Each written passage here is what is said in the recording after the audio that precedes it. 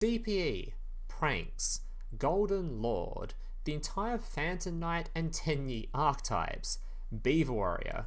All these cards are notorious for being almost infinite in the graveyard resource department, which when you're playing a deck like Dark Magician, can feel a little bit unfair in comparison. Which is where today's video comes in. What if I told you there was an archetype you could combine with Dark Magician that runs basically 9 copies of a card that makes all those aforementioned cards completely worthless? I haven't seen cards be this useless since I tried watching an Inspired HD gameplay video. Then go and summon into Selene, our lovely Royal Selene, one of my favourite Royal pools, and we can use her effect to, I believe, go and get some counters, right? 1, 2. Oh, she has gone off counters.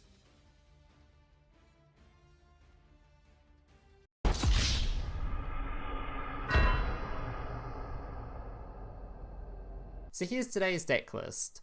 Now just a reminder before I go through the deck list, apparently 53% of people that watch these videos are not even subscribed to the channel. So if you do enjoy some of the more off-meta silly deck ideas just like this one, why not give this channel a go? It's completely free and I upload these deck lists fairly regularly at this point, so if you are someone that enjoys some of the more off-meta kind of stuff, I'm sure you'll get a kick out of most of the videos I upload. Alright, let's get into the deck list. So this deck list is based around the 2 archetypes, which are of course Dark Magician and Gravekeepers. Now you might be wondering, where exactly is the synergy with this deck list? Why would you run these 2 archetypes together? Well, that's all because of the fusion monster, the Dark Magicians. This card requires 1 Dark Magician plus any spellcaster monster, which all of your Gravekeepers are actually spellcasters. And this card, although it may not seem like it, doesn't actually have to be used to fusion summon into your normal Gravekeeper boss monster. This card can be used to fusion summon into anything, as long as you're using itself. So during your main phase, if Necrovalley is on the field, you can fusion summon 1 spellcaster fusion monster from your extra deck using this card you control and 1 other monster from your hand or field as fusion material. So this card, plus your Dark Magician, can go into Dark Magician's main boss monster of the Dark Magicians, which is a pretty powerful card that allows you to just basically draw a shit ton of cards and be able to activate more cards during your opponent's turn. Once per turn, if a spell or trap card or effect is activated, except during the damage step, you can draw 1 card, then if it was a spell and trap card, you can set it. If it was a trap or a quick play, you can then activate it during that turn. It also lets you draw really powerful cards such as Navigation during your own turn, to be able to summon more Dark Magicians and more resources from your own hand. Also on top of that, this card when it is destroyed can special summon out 1 Dark Magician and 1 Dark Magician Girl from your hand, deck or graveyard, which we of course are running 1 copy of the waifu to make sure this card actually has a bit of, recursion if your opponent does destroy it. Now of course it goes without saying this deck list runs more than 1 boss monster, most notably we're running Gravekeeper Supernaturalist. This card requires 2 Gravekeeper's monsters to summon. It gains attack and defense able to combine original levels of the materials used for its fusion summon times 100. Normally it's about 3300 attack when combined with the Necrovalley to give it the little bit of an attack boost as well. This card, while Necrovalley is on the field, this card and any card in your field zone cannot be destroyed by card effects, which is a pretty powerful effect because it not only protects itself, but it protects the main floodgate of the deck, which we'll talk about in just a second. This card also has a nice effect which you can activate at any point, that during your end phase you'll be able to add any Gravekeeper's card from your deck to your hand, which does also include Necrovalley. Speaking of Necrovalley, this card is probably the most powerful card in your entire deck. This card gives all your Gravekeepers 500 attack and defense. Cards in the graveyard cannot be banished. Negate any card effect that will move a card in the graveyard to a different place. Negate any card effect that changes types or attributes in the graveyard. So this card basically just says no. If your opponent has any kind of special summonable card in the graveyard, or a card they want to add back to hand from grave, or put a card from graveyard back in the deck, they can't. This card is insane, and the cool thing about running it in Gravekeepers where it belongs is that you have effectively 6 extra searches for it on top of the 3 copies you're already running. So you have 9 copies of this card in the deck, 10 if you're including Terraforming as well, making it so that if you want this card in your opening hand, you're probably going to get it. As for the rest of the cards in the deck, honestly, it's all your typical Dark Magician-y, Gravekeeper-y stuff, so I won't talk about it too much more, I'll just show you how they work during the gameplay. If there's any cards in this list you don't recognize, or there's any card names you don't know, remember, every single card in this deck list is typed out in the description down below, so if you're missing a card, just check the description and you'll be able to find it down there. The only card in this deck list you could probably swap out, as I don't really think it needs to be in here, is of course the interesting Eye of Timaeus. I just run this card because it's hella fun and allows you to run all these random ass Dark Magician fusion monsters you wouldn't normally be able to summon, but you could probably swap this out for another Imperm and run a bunch of other random ass Xyz and Link monsters or whatever you feel like running. I just think this is a really fun card, so I decided to include it. And this deck is mostly made for fun. If you're looking for a top tier meta contender, that's not what this deck list is trying to be. It's just a really fun way to play Dark Magician that a lot of you guys may have not seen before or tried before. Anyways, that's going to do it for the decklist portion of the video. The rest of the video will be gameplay with commentary showcasing the decklist in action. So yeah, let's get into it.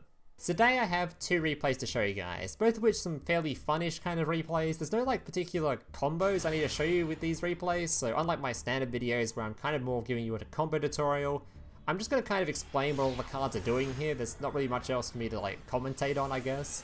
So yeah, let's just get into it. Alright, so this one, my opponent is going first, which is not ideal. This deck is a deck that wants to go first, obviously.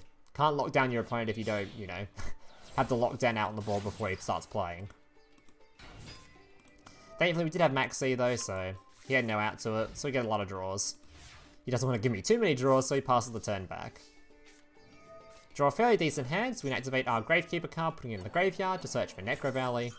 He opts to special summon this card and banish this dude before I get the Necrovalley out. Get rid of my Necrovalley.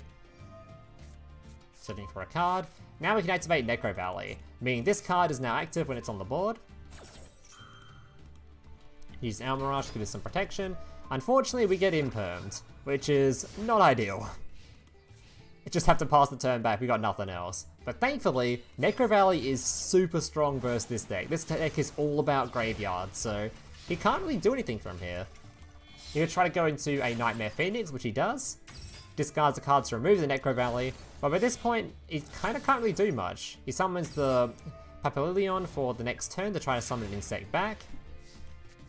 But even that is a bit rough, because we actually had another Necrovalley in hand. So he's going to be able to activate to bring something back. But bring something back that doesn't actually do a whole lot. So we activate another Spiritualist, using the other Gravekeeper in hand, so we can go into Supernaturalist. Normally I consider going into the Dark Magician card, but in this case I'm more interested in making sure my field spell can't be destroyed, as it seems to be really powerful versus this deck. He can't really do anything as long as this card's protected, so... I've now got my boss monster, try to search for a card, he Ash Blossoms. Gonna beat over his dude. And pass the turn back. With a fairly decent follow-up hand too. If we draw any Spellcaster, we're really good to go. Magician's Circle is obviously also really good too. So Magician's Rod, gonna be searching for Soul Servant. This is so we have a draw during, well, what you're about to see. Trying his insect, summons another insect, which can then beat over. Then we activate our Quick Play Fusion spell. Here's a Maxx, whatever. We're only doing one summon anyway. Go into our Dark Magicians, and beat him for a bit more damage. Then activating our spell card, which we just searched for, to place a card on top of the deck. This card then activates, then draw that card. And Supernaturalist activates its effect during the end phase, which we activated earlier, to then search for a Gravekeeper card.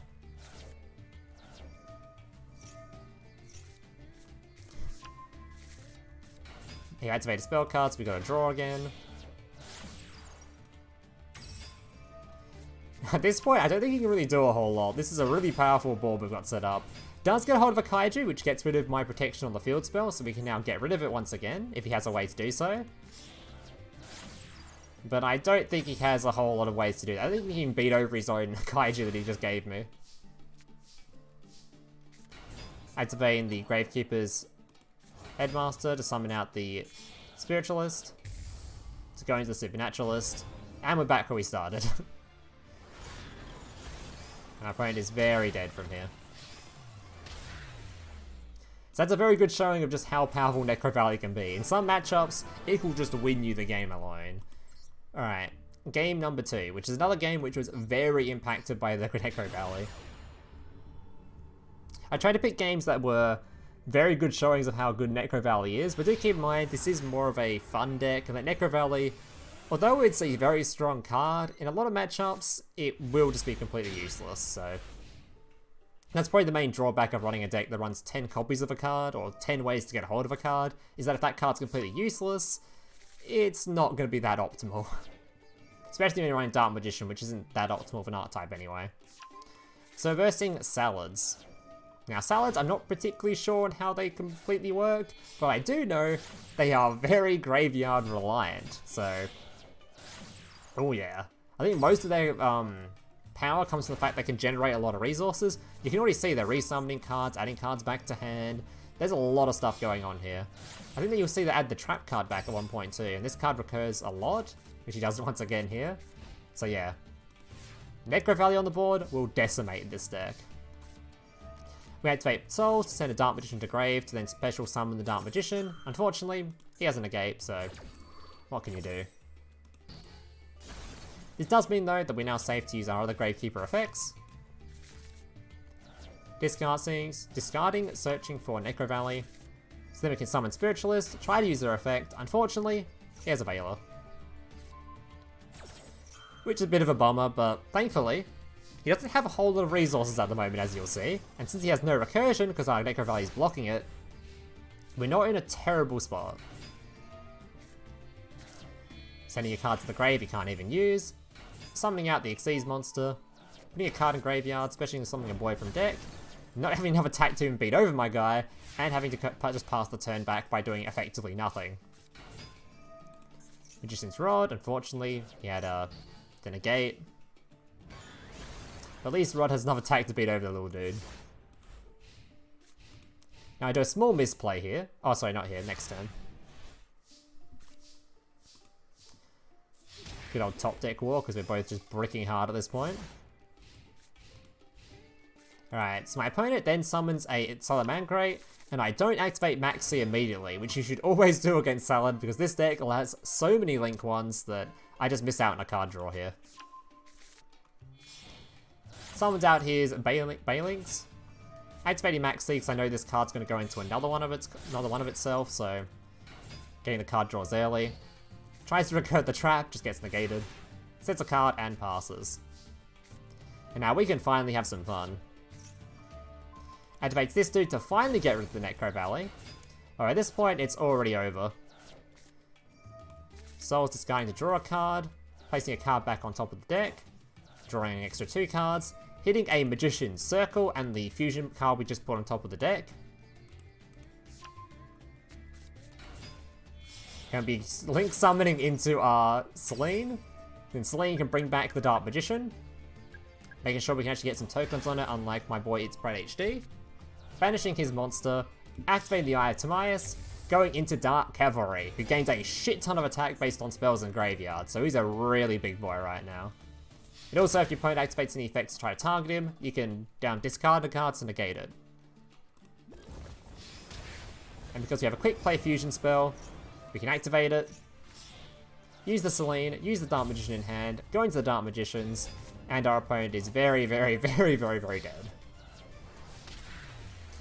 Alright, that's going to do it for today's gameplays. I hope you guys enjoyed them. If you did, remember to leave a like, subscribe, all that kind of stuff. And yeah, hope to see you guys in the next one. Laters. Hey, big brother, can I watch SpongeBob? Shut up, Mokuba. I'm busy flagging YouTube videos to compensate for the fact that I have an extremely small penis. Oh.